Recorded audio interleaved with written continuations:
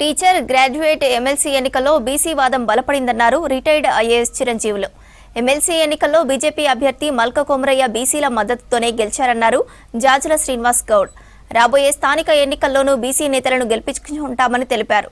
త్వరలో వరంగల్, కరీంనగర్లో బీసీల మేధోమథన సదస్సులు నిర్వహిస్తామన్నారు.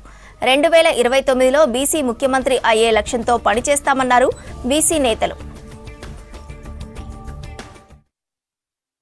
రాష్ట్రంలో ఉన్నటువంటి రెడ్డి సామాజిక వర్గానికి సంబంధించిన నాయకులంతా కుమ్మక్కై కాంగ్రెస్ ఉన్న రెడ్లు, బీజేపీలు ఉన్న రెడ్లు, బీఆర్ఎస్ ఉన్న రెడ్లు అతనికి ఫండింగ్ చేసి ఇలా ఉపాధ్యాయ సమాజాన్ని కించపరిచే విధంగా మొత్తం ఓట్లను కొనుగోలు చేశారు. కోట్ల రూపాయలతోటి ఓట్లను కొనుగోలు చేసి ప్రతిరోజు ఇలా ఎన్నికల కమిషన్ నిర్వీర్యమైపోయింది.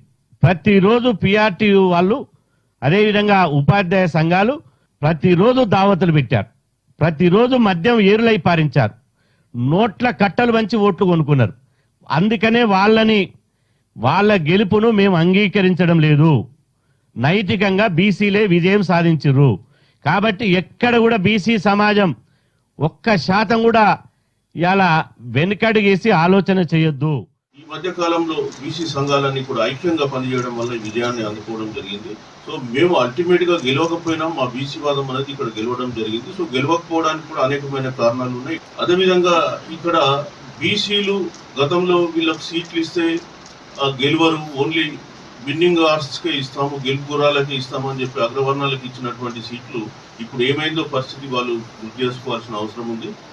మరి ముఖ్యంగా ఇవాళ బీసీలకు ఇస్తే ఏ విధంగా వాళ్ళ గెలుపు సునాయాసంగా అవుతుందని చెప్పేసి బీజేపీ క్యాండిడేట్ అయినటువంటి కుమరయ్య గెలిపేదానికి ఉదాహరణ. ఎందుకంటే బీసీ సంఘాలు కూడా అన్ని కూడా ఐకమత్యంతో పనిచేసి మరి ఆయన ఏ పార్టీకి చెందినప్పటికీ కూడా పక్కన పెట్టేసి బీసీ వాదం పైన మద్దతు ఇవ్వడంతో ఆయన గెలుపు అనేది ప్రథమ ప్రాధాన్యత ఓట్లతో సునాయాసంగా గెలవడం జరిగింది.